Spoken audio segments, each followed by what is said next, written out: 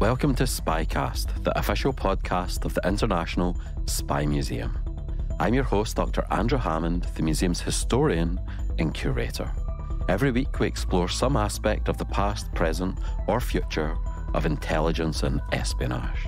Please support the show for free by giving us a 5-star review on Apple Podcasts. If you could leave a single sentence, it will help other listeners find us. It can literally take less than a minute. Thank you, friend. Coming up next on SpyCast.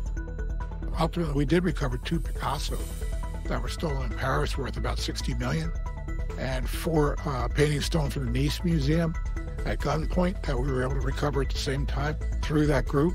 So these intelligence agencies all work together.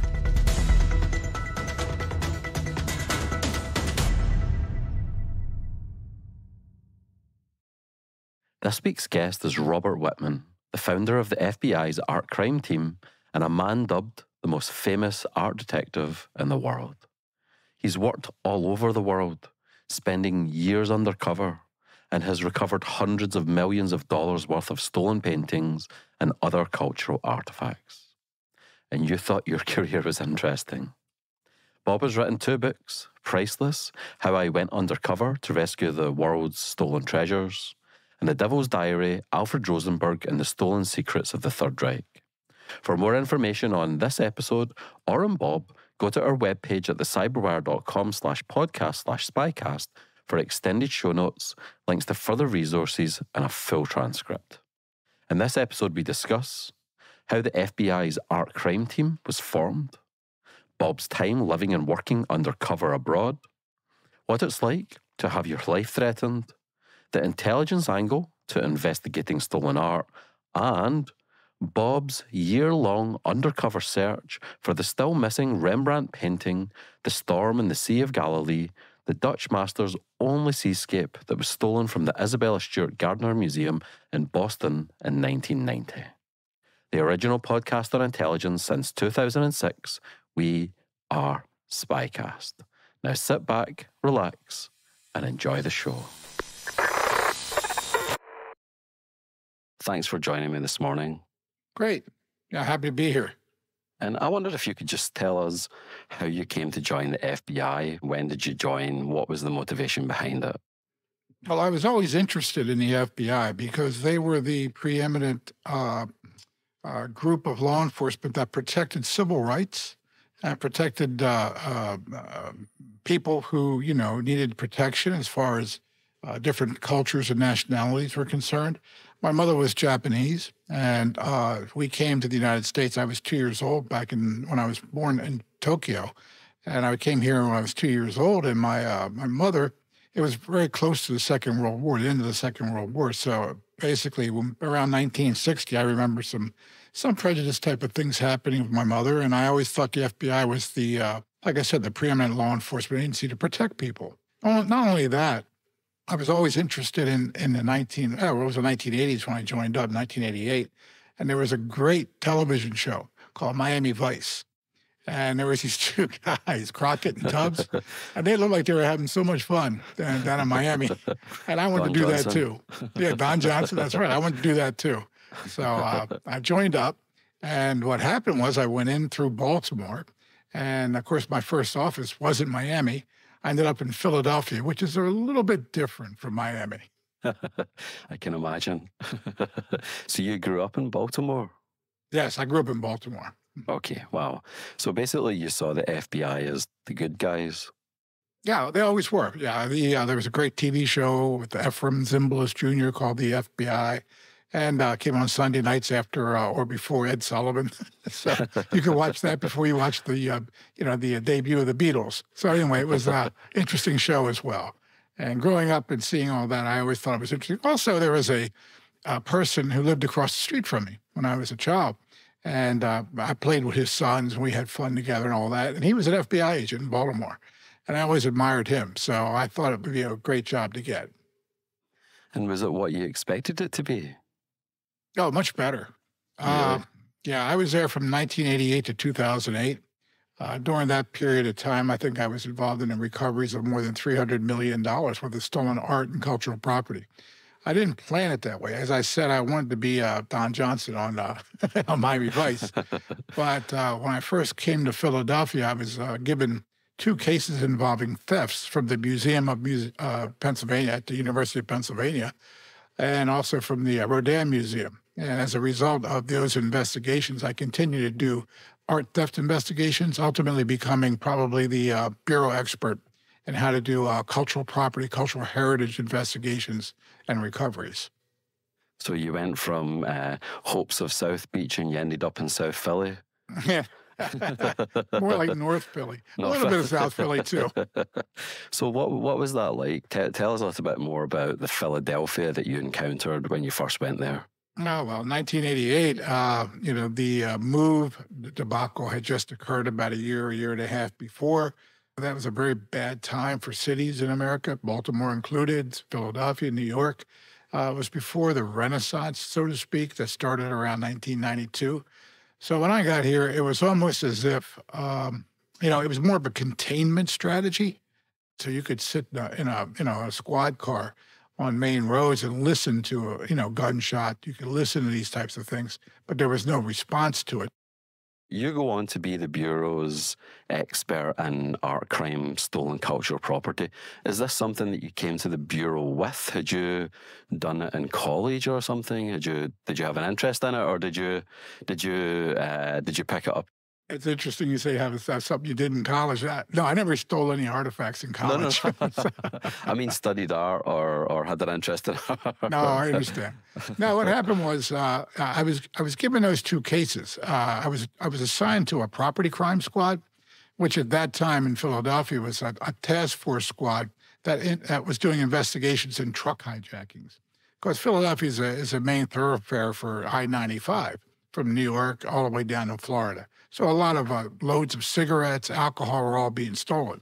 So that squad was doing that type of work, and these two art theft cases came in, and my partner and I, who was my trading agent, we did the art crime stuff. So he was doing those investigations when I got here. I worked with him, and as I say, the one theft was a crystal ball from the University of Pennsylvania Museum. It was from the Asian Gallery. And in fact, it's the second largest crystal ball in the world. It was collected from the Dowager Empress of Cixi of China, and was collected for the museum. The piece weighs more than 50 pounds, and that had been stolen, and we were able to recover that. And the other piece that was stolen at gunpoint from the Rodin Museum was the man with the mask with the broken nose, which is a very famous Rodin sculpture. So that was taken. Within a year, we were able to recover both of those pieces, and as a result, the FBI sent me to art school at the Barnes Foundation, and then I went for diamond school at the GIA in Santa Monica, and jewelry theft investigation in school teaching at the Zales Corporation in Texas. So once I was trained up, basically they utilized me. And when you say they sent you to art school, what do you mean? Well, I did a year of study at the Barnes Foundation. Basically, it was 1 day a week for 4 hours. And it wasn't actually a course on learning how to create art. It was how to identify art. And the foundation is world renowned. It's a famous museum. It's got, more, I think there's more Cézannes in the Barnes Foundation in Philadelphia than there are in any single place in the world, even in France. So, more than 60, I think more than 70 Renoirs. So ultimately, as a law enforcement officer, it was great to be able to see the difference, the technique of the painting, the genre, the colors, to be able to tell the difference, say, between a Picasso and a Renoir. I mean, for the art historian or someone cultured in art, that's hilarious.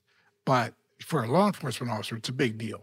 So as a result, going to the Barnes Foundation and being there for a year like that and identifying art, it helped me to identify these different artists. So you go to Philadelphia and then you spend a few years there, so you don't get sent to another, city or field office in the FBI. Then you go in to be an art theft specialist. Is that correct? Well, I never left Philadelphia. I was there for 20 years, from 1988 to 2008. That was my assigned office. But ultimately, I'd worked in 20 different countries. So although we recovered art in the United States, we also recovered a lot of material in cultural heritage from Peru, Ecuador, Spain. I did undercover operations in Spain, Denmark, Copenhagen, France, Germany. So yeah, all over the world. Wow. And what was the state of this field in the FBI when you joined it? It was basically non-existent. A stolen work of art was just treated like a stolen car or a stolen piece of family jewelry or something like that. It was just a regular theft, and it was treated as such. Well, ultimately, you have to think about it as property crime. Right now, I guess the lowest priority in the FBI hierarchy of priorities, and I guess this is below the lowest, is property crime. When it comes to law enforcement, there's no difference really between a Chevrolet and a Monet. They're both the same. They're just a piece of property. Of course, when you look at it from the viewpoint of first value, but also from the viewpoint of cultural heritage, it becomes a whole different story. There's much more, I think there's much more value in cultural heritage than there is, say, in just plain property. So at the time when I started, it was considered a property crime, and it was investigated just like an auto theft. We sort of made that professional. In 2005, I created the National Art Crime Team for the FBI, which has more than 20 members today. I think they've recovered more than $700 million worth of stolen art and cultural property since the beginning, and that's because we trained them in how to do these types of investigations. I'm just trying to understand how much the regular investigative tools and tradecraft you use and the FBI for other types of theft, how much of what you would have to do to investigate stolen art or cultural property, was that a different kind of skill set, or was it just applying the same skill set to a different field? Well, there's a different type of skill set in that, you're not going to go into a museum and spread fingerprint powder all over the place. You have to be, it has to be a little more delicate. Also, the fences, the people who are going to buy and sell stolen art are different from standard, body shop, auto shop, cutters. So that's a whole different situation. There's different types of art crime. Just in general, the cultural heritage market, the art market, is about a $200 billion industry every year. That's how much gets bought and sold legitimately all over the world. The United States is the number one consumer country in the world for art, cultural property, and antiques. Almost $80 billion gets bought and sold here, 40% of the market. About $6 billion is the illicit cultural property market. That's the criminal art crime market. And that includes things like theft, but it also includes frauds, forgeries, and fakes, which today is probably 75% of the crime that occurs in that market. So, investigating a art forgery is different from investigating an art theft. In an art theft investigation, you're going to do a standard forensic investigation. You're going to be checking for surveillance tapes. You're going to be checking for, footprints, hair and fibers, fingerprints, all of that forensic material. In an art fraud or art forgery investigation, it's a whole different type of investigation. And what kind of people are we talking about here? I understand it's a variety of, there's a certain amount of variety of different types of people, but when you're looking at stolen art, forged art, etc., are we talking about different types of people? So, if it's a gas station hold up, it's someone with a Born to Lose tattoo driving a particular type of vehicle. Are we talking like higher end criminals wearing cravats and having master's degrees and stuff, or is it basically the same people but they're just stealing something different? No, it's everything you just said, all of the above. It's everything from, the Born to Lose guys who are out there doing armed robberies up to the guys with the cravats with PhDs in art history. We found through our research at the FBI that in all the cases that had been investigated up to that point around the early 2000s, 90% of art thefts in museums and institutions in the United States were inside jobs. So wow. It's very seldom that you 90%. Get 90%. Wow. 90%. Yeah, it's very seldom that you get, these armed robberies or the burglary from outside. It's usually 9 times out of 10, it's going to be someone who has the keys to the kingdom. I mean, a very good example of that right now is the problems that the British Museum is going through in London, where one of their curators is they're looking at maybe 1,500 pieces that he's taken over the course of the last 10, 15 years. So that's the same thing that kind of happens in the United States. It's generally an inside job. Now, The ones that get all the publicity are the outsiders. Those are the armed robberies. Okay, the Edward Munch screen painting in Oslo, which was stolen at a gunpoint. A case I did in Stockholm, Sweden, involving $42 million worth of paintings that were stolen at gunpoint. These are the worldwide headlines. But it's usually an inside job where someone is actually stealing right out from under everyone's noses. It's like those old-fashioned movies, like the Pink Panther and stuff, or To Catch a Thief, you know, sophisticated, sneaking in on ropes and grabbing diamonds and not setting off the alarms and stuff. But that's the minority. You're going all the way back to Cary Grant. Yeah, exactly. Yeah, or Pierce Brosnan and Thomas Crown Affair. These are you know, the Hollywood art thieves, how they portray it. So that's quite interesting. Can you share with our listeners an example of one that you worked on where it was an inside job? Sure. We have one case. It was just in Philadelphia, where we were called by the curator from the Historical Society of Pennsylvania. Now, the Historical Society was started in the first 10 years of 1800, between 1801 and 1810. And what had happened was, throughout all these centuries, families had been giving important pieces, usually U.S. historical items, to the museum. They had more than, at that point, 13,000 items in their collection. So the curator called us and said she was missing 3 swords and a long rifle. And these pieces she had seen, she moved them off of display and put them on a table to be, put away for later. After a few weeks, she was checking the table and things were gone. So, I mean, these were pretty large items, valued at about $750,000.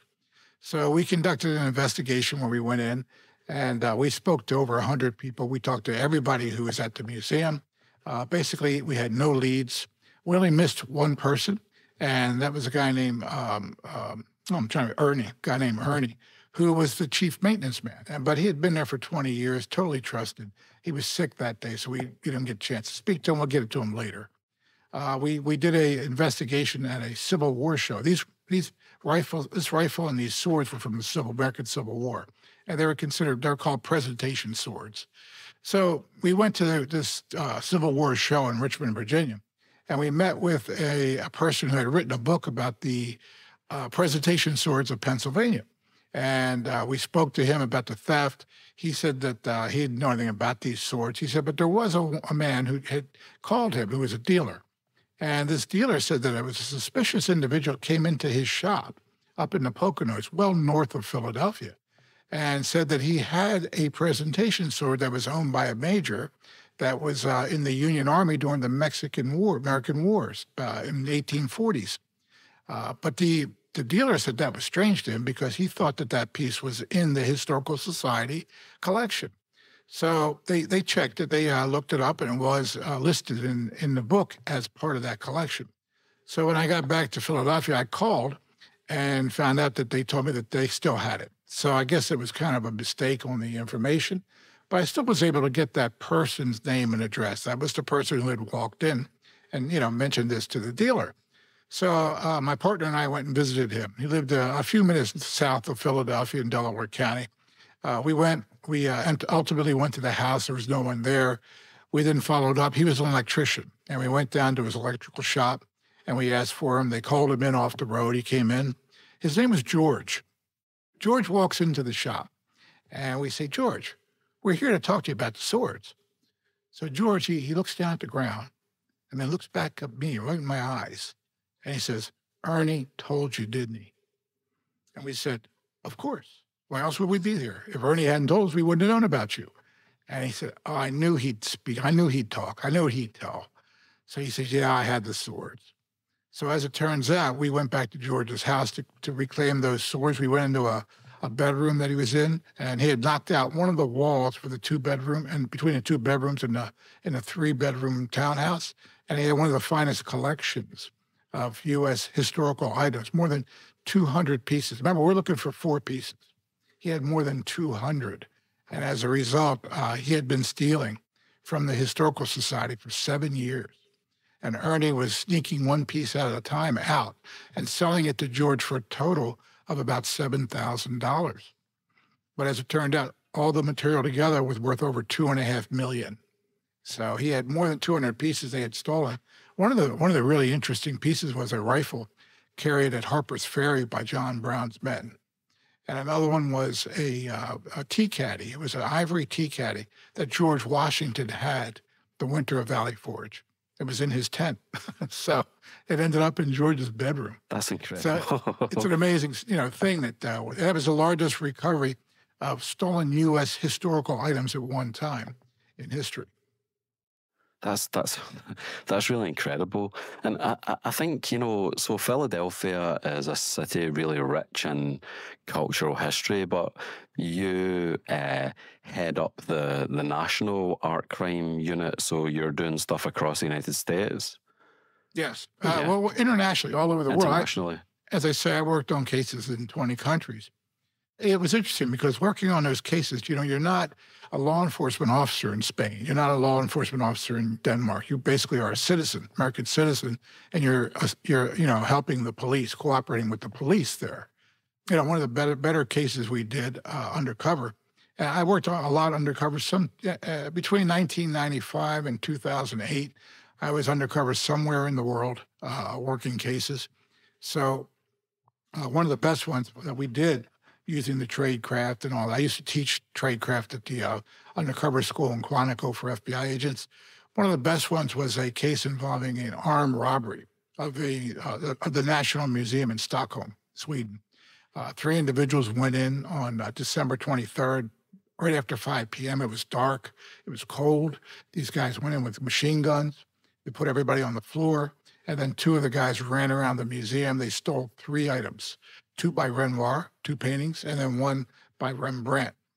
Total value of that heist that night was $42 million. Biggest art crime in Swedish national history. So they set off 2 car bombs on the main roads leading to the museum, which was at the end of a peninsula. And you got to picture it's dark, cold. 2 car bombs go off. They put tack strips down. So the police and fire department couldn't respond for 40 minutes. It stopped them. They made their getaway by jumping into a high-speed boat right there at the pier where the museum is. And then they made their way up into the harbor. So it's kind of like the Italian Job, the movie, on this robbery. Really a well-done robbery, well thought out. They made one mistake. When they pulled their boat over, they were seen by a fisherman who was out that evening. And he saw these 3 guys jump out of their boat and run up into the city carrying these bags.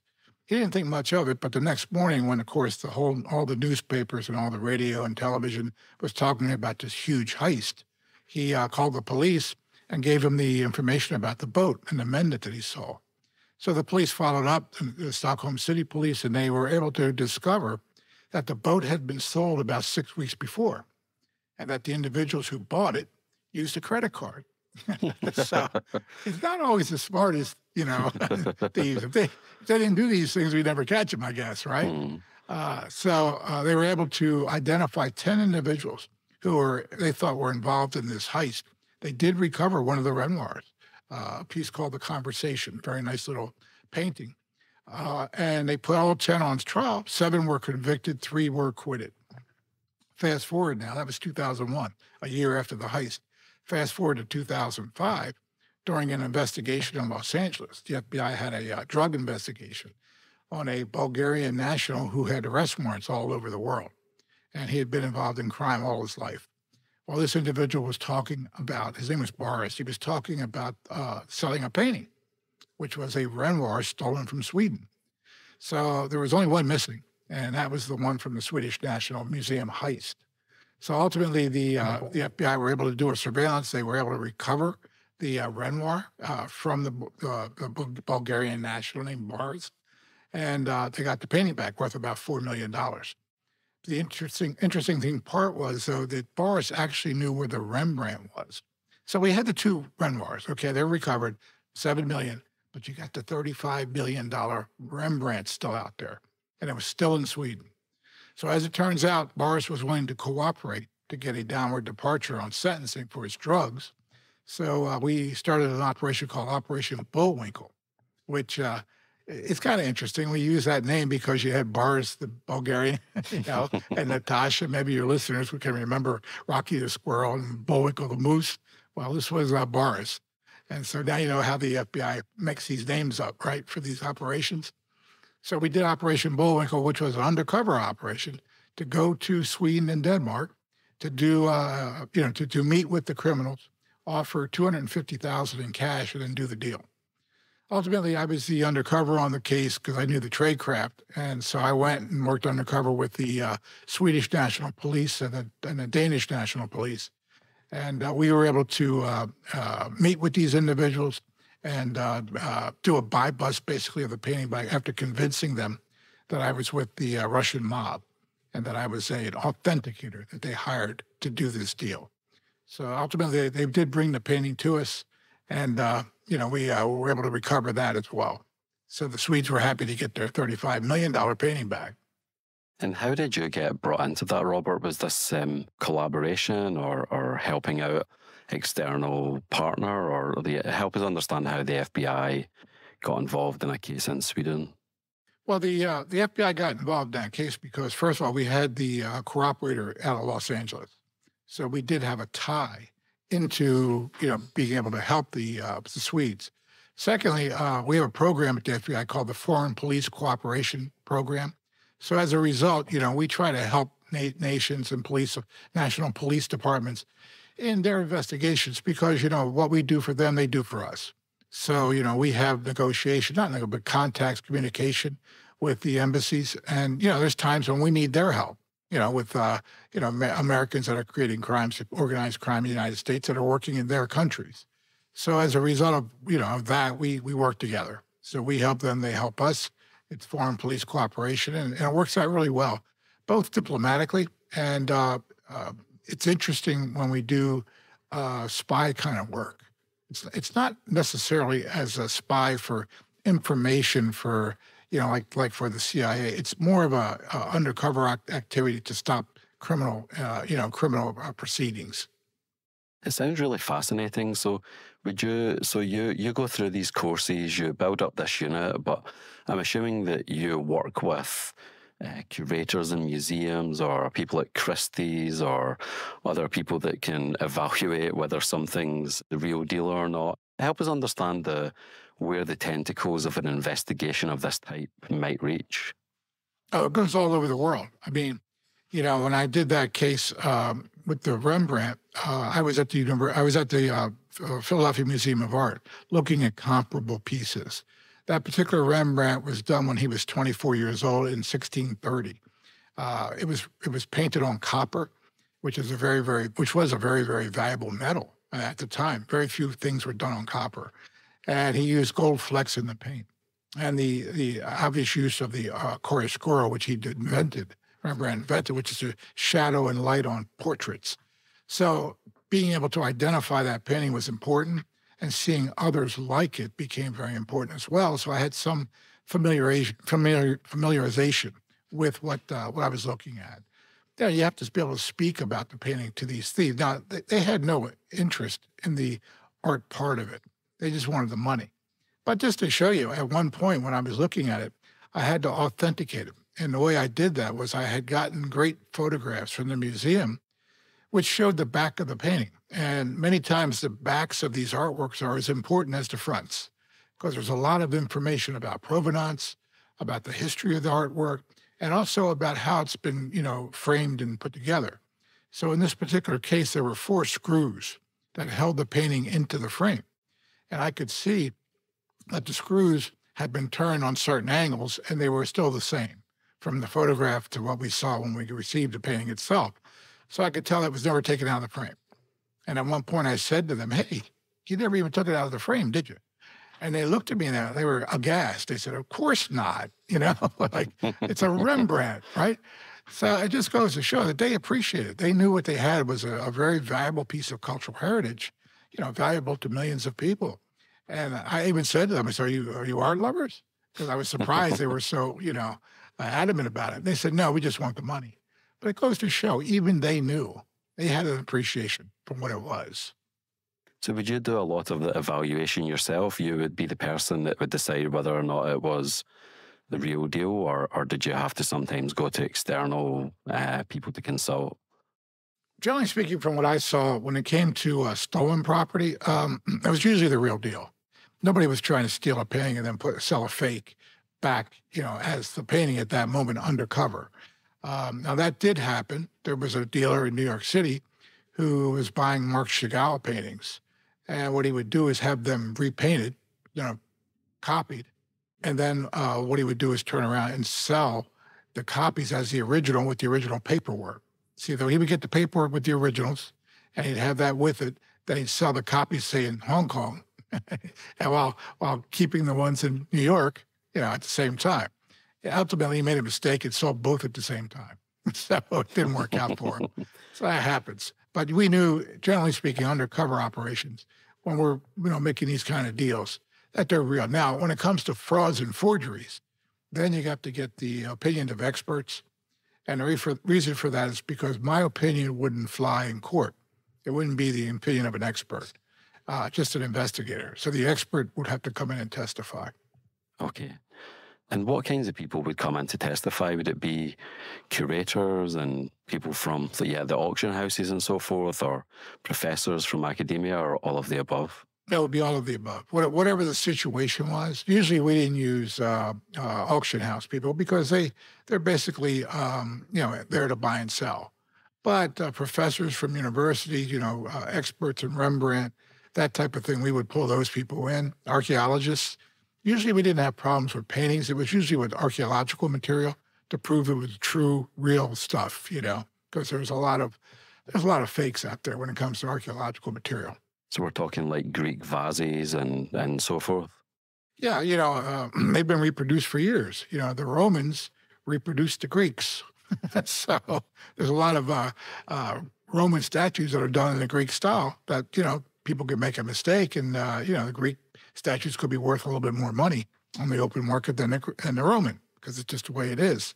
So, there's a lot of reproductions. I would say people should be very careful if they're going to be collectors that get involved in buying those types of archaeological or historical artifacts.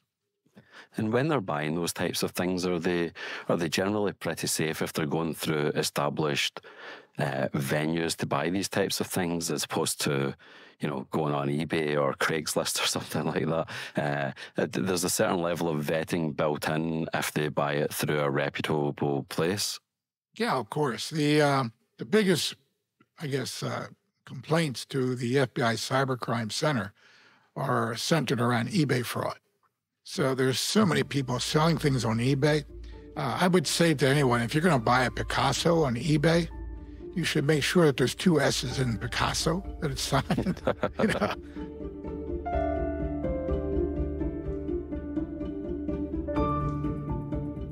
To help you digest this episode, here's a short interlude on the Nazis and stolen art. Adolf Hitler had been a painter in Vienna and had tried to get into the Academy of Fine Arts in that city on several occasions.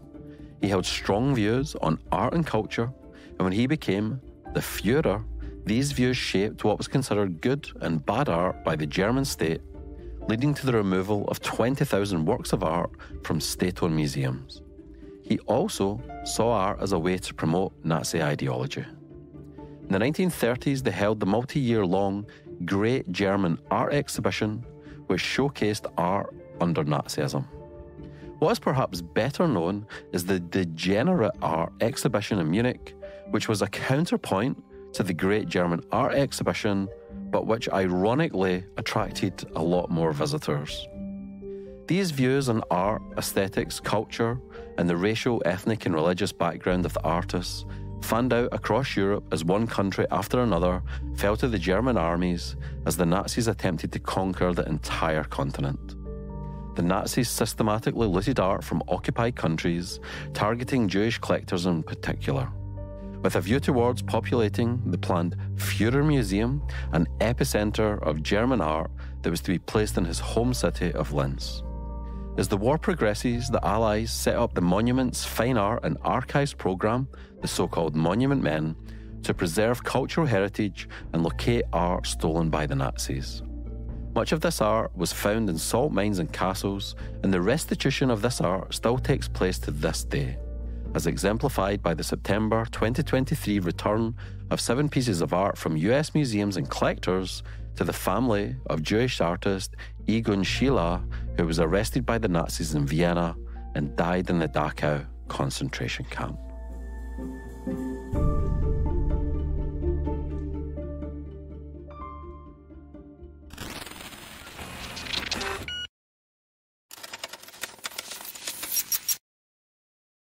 You mentioned the fences. What are the fences like for in this kind of field? Is it a different animal that you're dealing with? I would imagine it's a pretty small universe of people. Are they generally well known, but sometimes they're inside jail, sometimes they're out, and sometimes they get caught and sometimes they don't? Or is it just all over the place and it's always very difficult to pin down?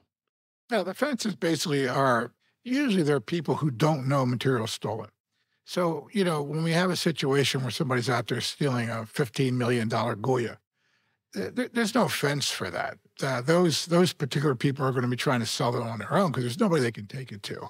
But, generally, these are a lot of artworks and cultural heritage pieces are under 10,000, in value. And they go through secondary markets. They could go through small auction houses, mom and pop auction houses. They don't do the background checks. They make you sign a document that says you own it. Okay, that you have good value for it, that you have ownership. But other than that, that's all they do because that gets them off the hook for selling stolen property. Or they go through flea markets. These things can be sold there as well. You never know, So there really are no actual, quote, fences for stolen art. Not like when you have a chop house, where you're chopping up cars and selling parts. It doesn't really work that way with art. Not only that, you have to sell the art in good shape. You can't chop it up. The art comes from the integrity of the whole piece. Exactly. It comes from the provenance, the ownership, and the history, authenticity. All those things are part of the legs of the stool that give it value. And if it's missing any of that, it has no value. There must be some people out there who are high net worth individuals who, through a friend of a friend, find out there's a stolen Goya and they're thinking, you know what, it's worth $10 million. I can have it for $1 million. I'm going to put it in my house. No one's going to find it. I don't give a crap that it's stolen. I'm saving $9 million here. Does that happen?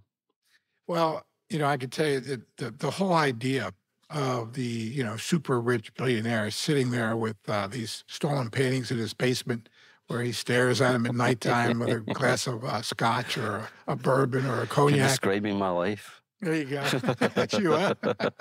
Yeah, but the ones you're staring at are all copies. That's exactly. Okay. I bought them from the museum gift shop. There you go. Well, the thing with that is that that whole concept comes from a famous James Bond movie. Back in 1962, the first James Bond movie that was really successful was Dr. No, and people remember that. And at the time, there was a Goya painting that was actually stolen from the British Museum, and had been taken the year before. So one of the producers of the movie read about that in the local newspapers in London. So he had a copy of that painting made. He actually had it reproduced, and they put it on an easel going into Dr. No's lairs. And as James Bond went into the lair, you might remember, he looked at it for a second and had that quizzical look on his face, like, I wondered where that went, So ever since then, there's this Dr. No theory of the rich guy, the villain with all these paintings in his basement. And, a funny thing, I've never seen that. I've seen it with smaller items that, like when Ernie stole those pieces from the Historical Society, but I've never seen a really rich guy with, tens of millions of dollars worth of paintings in his basement. And the reason for that is it's expensive. It's like you said, if you can buy a $10 million painting, you still have to have the million to pay for it. And remember, you're not getting anything. You don't own it. So as soon as the authorities or anybody finds out about it, you're going to lose it and maybe go to jail yourself. So it's really not worth it, is it? I mean, they don't, people who have that kind of wherewithal don't want to waste their money on something they can't even own or show. And so that's why I've never actually seen that. Ultimately, too, just to finish the story on James Bond, at the end of the filming of the movie, that painting was stolen. Really? It went Wow. missing. Yeah. That's a great movie as well. I love Dr. No. Dr. No, yeah, the penny Yeah. went missing. Wow, that's that's incredible. So when you set up the FBI unit that looks into this, I'm just wondering, was part of your inspiration? I know that the Italians, they had the Carabinieri Art Squad, I believe, that was set up in 1969, and then there's which you've already mentioned this next one, the Scotland Yard Antiquities Unit, which was also set up in the late 60s. Were those two things that were on your radar, and you went to your bosses and said, listen, we need to replicate these other types of units here in the United States? Yeah, well, what happened was after I got back from doing the undercover operation in Sweden, we realized that we needed to have a unit set up because we didn't have a professional art crime unit. Basically, every office at the FBI had a crime unit, a crime task force, or a squad for a property crime, including jewelry and cars and that type of thing. But nothing for art. So when I got back, I had worked with the OCBC in Paris, which is the art crime unit in Paris. Also, there's two squads in Madrid, the Scotland Yard Antiquity Squad, also the Carabinieri, which has 300 members. There's 300 investigators. That's a lot. Yeah, well, everything on 6 inches in the ground in Italy is cultural heritage. Yeah. So there's a lot going on there. So when I got back, I went to headquarters and I said, we need a unit to do this. And they agreed. It was good publicity. That's one of the things that when you recover a Goya or a Picasso, you get a lot of publicity. And the FBI needed good publicity at the time. So they thought that was a good idea. And we were able to create that unit. And how many people work in the unit, Robert? Well, as I said, when I first started, when we came up with it, was 8 agents from around the country. I was surprised. We put out a general call. It was 5 years of experience with 3 years of criminal investigative experience. And I didn't expect to get too many calls, to be honest with you. But we got over 75 applications for the unit. And we only had room for 8 nationwide. So, we had to really call them out, so to speak. Today, I think there's more than 20 that's grown into that. I retired in 2008, 3 years after the beginning. And today there's more than 20 and they're going strong. So I'm really proud to see that that's continuing. And do you still keep contact with them? Some of the guys that I picked to begin with are still there. Okay. They never leave. Anyway, yeah. So we keep in contact. I work with them. When I still have my company, Robert Wittman Incorporated, and I started that when I retired. And we do investigation. We do, art collection management. We do authenticity and provenance reviews. We do security reviews for museums. I recently did the security survey for the National Gallery of Art in Washington. And we do a lot of expert witness testimony. And when we do these investigations, we take it up to the point where we have all the evidence and we turn it over. And sometimes we go to the FBI. Other times we'll go to Homeland Security investigations, whichever agency is more appropriate.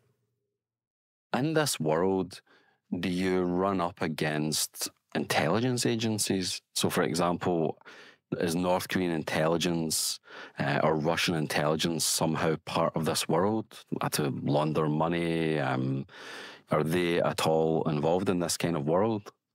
Well, it's not so much the intelligence. I would say the unintelligence agencies. Okay. Yeah, there's a lot of the terrorist groups in the Middle East, or fans of Taliban, the Al-Qaeda, the different groups were very much into taking artifacts and selling them on the market to finance their operations. So they had many different types of financial operations going, money laundering, that type of thing. But one of them was stealing artifacts, digging up artifacts, and moving them through an underground system to try to raise more money. So that was something that they were doing. It was part of the intelligence operation for those groups. Not sure Russia or North Korea is dealing in intelligence when it comes to art and artifacts. There was one interesting, program back in the 1950s where the CIA was actually promoting Abex art around the world in order to compete with Russia's art. And so it was kind of an interesting thing that they were, supporting some of the artists like Jackson Pollock and whatnot, in order to, like I say, compete with them. So, I guess it can be used for that type of purpose. And when you were doing these investigations, how much would you tap into all-source intelligence? We would do Title III wiretaps, listening to actors involved. I had one case where I was working with the OCBC in Paris, and we had some individuals in Miami who were offering to sell me pieces that were stolen from the Isabella Stark Gardner Museum.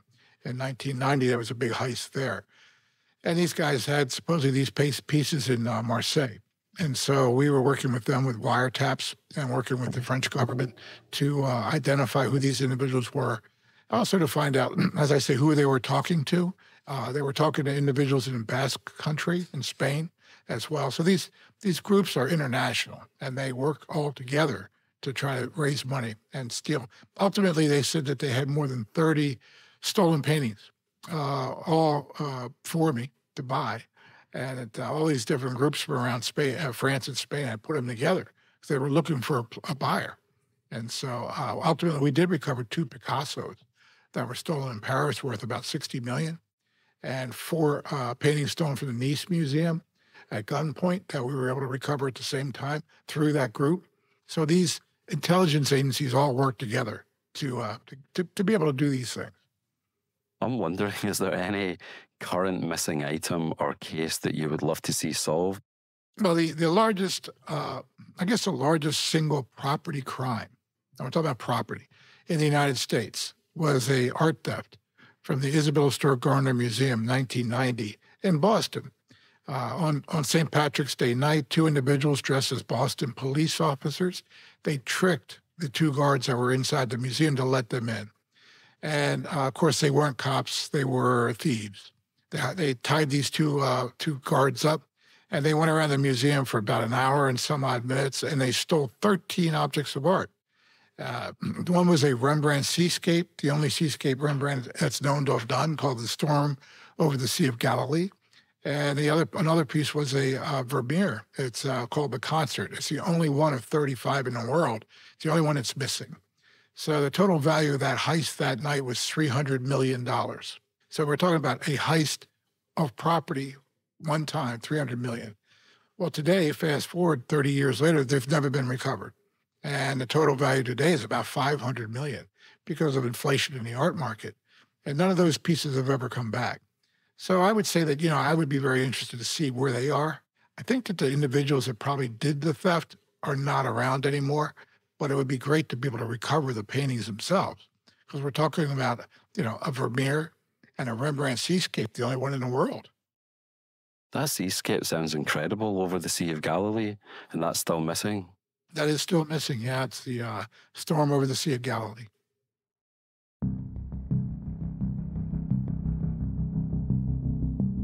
It was the early hours of March 18th, 1990 in Boston, 1:20 a.m. The city's celebration of St. Patrick's Day was winding down, and 2 guards at the Isabella Stewart Gardner Museum were about to find themselves involved in the world's single largest art theft. The 2 thieves, disguised as police officers, tricked their way into the museum by telling the guards that they were dispatched to investigate a Paddy's Day-related disturbance. Once inside the museum, they handcuffed the guards, duct-taped over their eyes and head, and led them down to the basement, where the thieves attached the handcuffs to a steam pipe and workbench, declaring, "Gentlemen, this is a robbery." With the guards trapped in the basement, the 2 thieves worked quickly in the museum, removing 13 works of art, some of which being among the museum's most prized possessions. Interestingly, they left behind the most valuable painting in the collection, Titian's Rape of Europa. In total, the theft now values over $500 million. As they left the museum, the thieves took the camera footage of their entrance and removed all records of the security alarms and motion sensors that they set off. They left the guards bound in the basement, and they would not be found until hours later, when the next shift arrived for duty. From start to finish, the heist lasted only 81 minutes.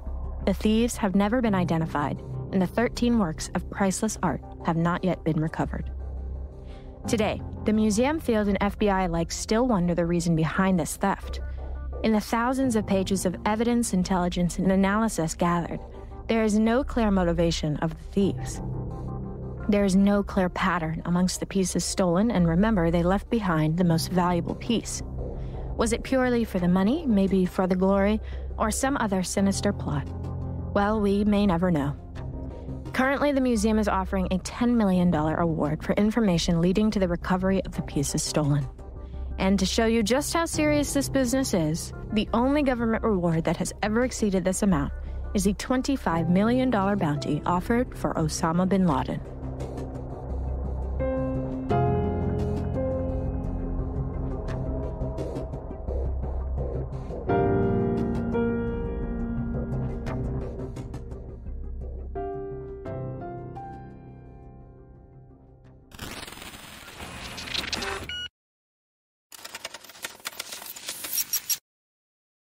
And tell us a little bit more about your undercover work. I find that really fascinating. So you were undercover for a long period of time. Tell us a little bit more about that, the types of places you went. Did you enjoy it? I'm assuming it must have been quite dangerous and scary at certain periods of time as well. Well, there was times when, people were threatening to, try to kill me. Okay. No other way to say it, right? That's a threat. But we talked about it because I'm here to tell you about it. So it worked out okay. We were undercover. I was undercover in Miami, Santa Fe, New Mexico, St. Louis in the States, Barcelona, Marseille, Paris. But somebody had to do it, right? I mean, it's terrible work. Who wants to be undercover in Paris and Marseille and Barcelona and Madrid? Poor you. I'm sorry. Everybody feels sorry for me. And so was there ever any time where you were investigating something and the legs of the story ended up reaching to all kinds of places? So you start off, you're just looking for a work of art, and then the next thing you know, you're in different cities, you're dealing with organized crime groups. I'm just trying to get a sense of, when you stumble into something and then you realize that you've only seen the tip of the iceberg and there's so much else that's going on. Oh, sure. Anytime you get involved with any type of organized activities, it's, there's always going to be what we call a gateway crime. So the original art theft is just a gateway crime because that group's doing everything else. There's very few specialized art theft groups. Most of these gangs that are involved in doing these kinds of robberies are doing, car theft. They're selling drugs. They're moving illicit arms, that type of thing. So they're into everything, armed robbery. And they just happen to do an art heist too, which is what we call the gateway crime. It got us into the group. Just one example of that was the group in Miami that I was telling you about earlier, that what I was doing, I was undercover to try to obtain the Stormwater of the Sea of Galilee, the Rembrandt from the Gardner heist, as well as the Vermeer. Those were the two I was chasing. We had made a deal to buy those for $30 million, okay? And this group out of Marseille, who supposedly had these paintings, they came back to us and said, okay, we've also got these 4 Picassos. Those 2 paintings they were talking about, just the tip of the iceberg. The 2 Picassos, the 4 pieces from the Nice Museum in France, all stolen. So we didn't know anything about those until we got into the case, and all of a sudden it starts to develop. You go further and further. So there's always more than what you start out with. And when you were going undercover, could you give us an example of when you went undercover that particularly sticks out in your memory? Maybe it's an example that you use when you're giving your lectures and discussing your various courses. Yeah, well, sometimes you want to talk about mistakes that you might use. And, it's funny because I was always a art authenticator for a mob group or an art professor. And I try to use those types of covers because it's less violent than being, say, than a thief, or even a shady dealer who was not involved in violence, but more in selling the material. So it was interesting that I wasn't worried so much about guns and knives. The bad guys had them, but I didn't need them because they wanted to do a deal with me. They wanted money. And that's what I offered, right? So getting involved with killing me wasn't a good idea because then they wouldn't get the money. So I just, I remember mistakes that were made. I can remember one time, generally I use cash for everything, but I would take somebody out in say, a fraud case or a forgery case. And at that point, because it's not an organized crime group, you would use a credit card. And I'll never forget, I was in a cafe in Santa Fe, New Mexico, and I was working a group, and we had dinner. And so I took out my credit card and I paid for the dinner, my undercover credit card. It wasn't my real name. But when I got the bill, I signed my real name, not thinking. Yeah. Just how you sign a credit card bill. You just don't think about it. Well, I signed my real name. I thought, well, how do I fix that? It's a different name that's on the actual credit card. So one of the I guess, rules of working undercover is always to use your real first name. So if you're Robert, you're Robert. You're Bob. You're not going to change that. And the reason for that is if you happen to be in a position where someone knows you and they say, hey, Bob, they call you, that it doesn't blow your cover. And that actually happened to me in the Philadelphia airport a few times. So it can be a situation where you use the first name, but I didn't have the same last name. So in this case, I had to try really quickly scratch out the other name and put the undercover last name in. But I never did it but once. So it only happened one time, and I learned my lesson to pay attention. So these things can happen.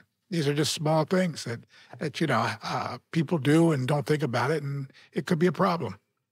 And your undercover last name, that would change around depending on the operation?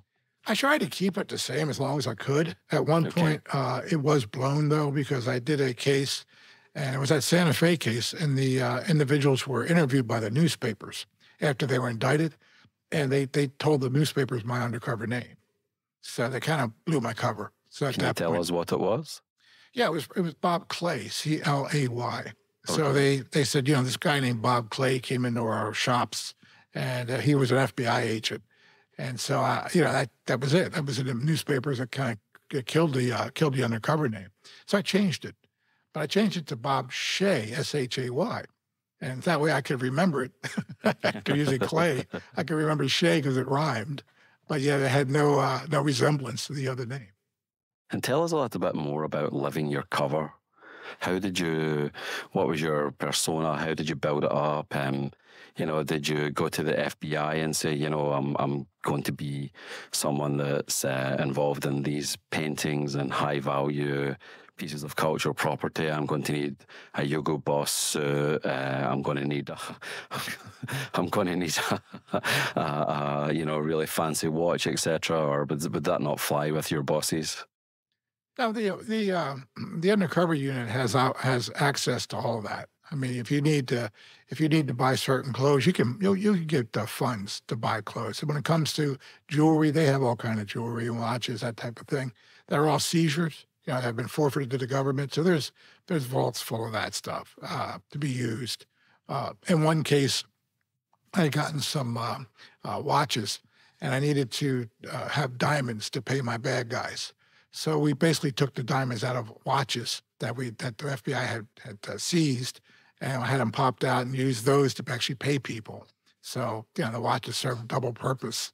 And I had a $25,000 Rolex that I would wear occasionally full of diamonds. When I wanted to prove that type of thing.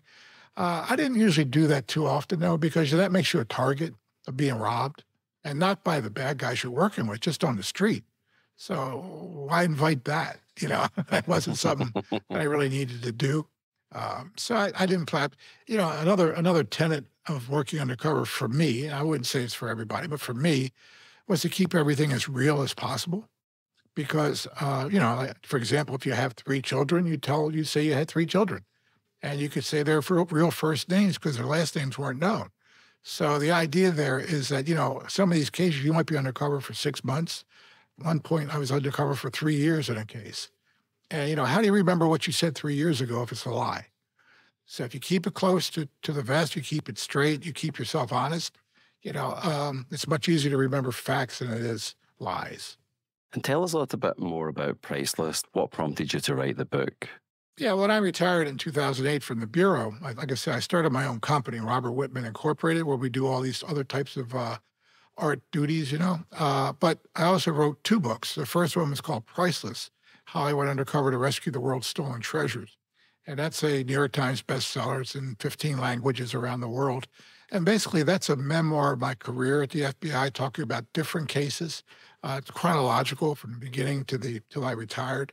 And I highlighted a dozen different cases, maybe 10 undercover cases talking about the specifics. Places like Poland, Warsaw, Poland, and Denmark, and Spain, Peru, Ecuador. And so I guess the motivation for writing the book was to get the word out how important cultural heritage is. It really is important to make the public realize that this is an important program that should be supported by law enforcement and by both local and federal. The second book's called The Devil's Diary. It's Alfred Rosenberg and the Stolen Secrets of the Third Reich. I wrote that in 2016, and that's about a recovery we did for the U.S. Holocaust Museum. After I retired from the Bureau, the museum contacted my company and asked us to do an investigation to try to recover a diary that was written between 1935 and 1946 by Alfred Rosenberg. Rosenberg was the chief civil scientist for the Third Reich, for the Nazis.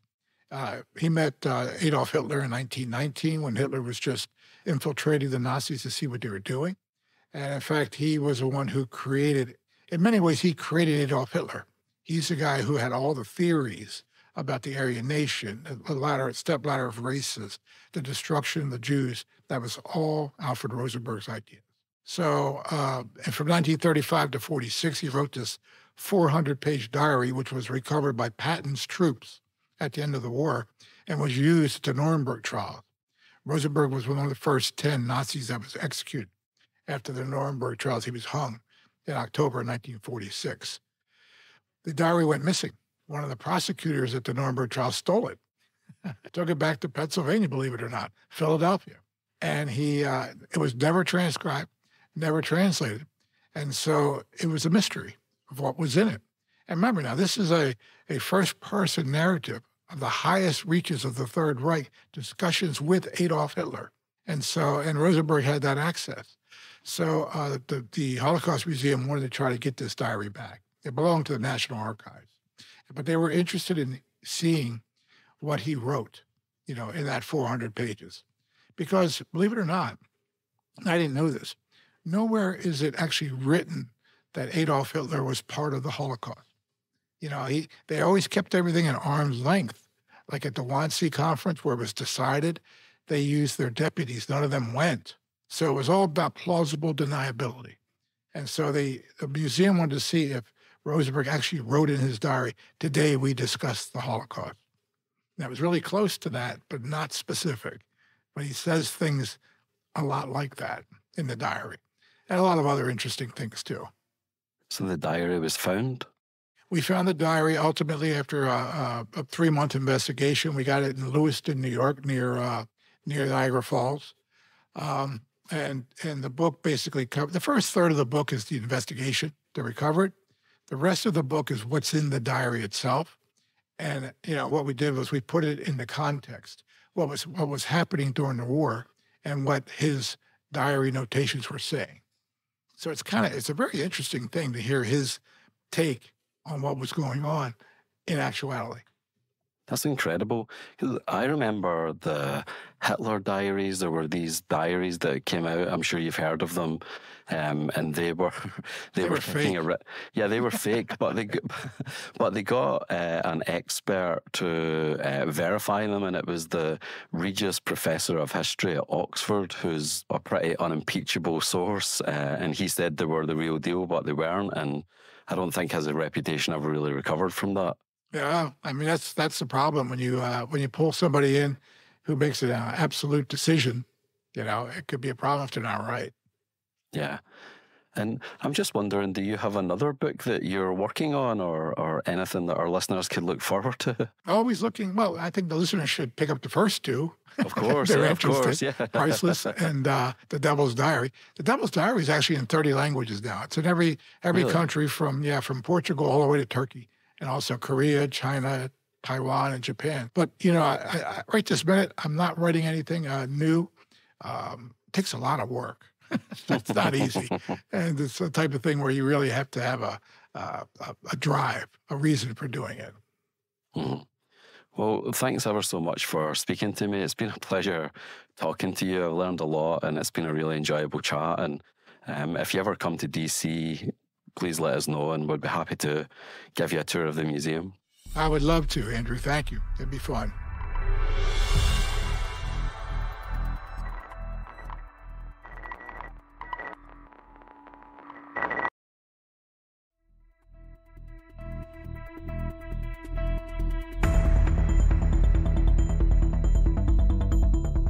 Thanks for listening to this episode of SpyCast. Please follow us on Apple, Spotify, or wherever you get your podcasts. If you have feedback, you can reach us by email at spycast@spymuseum.org or on Twitter at INTL_SpyCast. If you go to our page at thecyberwire.com/podcast/SpyCast, you can find links to further resources, detailed show notes, and full transcripts. I'm your host, Andrew Hammond, and my podcast content partner is Erin Dietrich. The rest of the team involved in the show is Mike Mincy, Memphis Von III, Emily Coletta, Emily Renz, Afu Anokwa, Elliot Peltzman, Trey Hester, and Jen Iben. This show is brought to you from the home of the world's preeminent collection of intelligence and espionage-related artifacts, the International Spy Museum.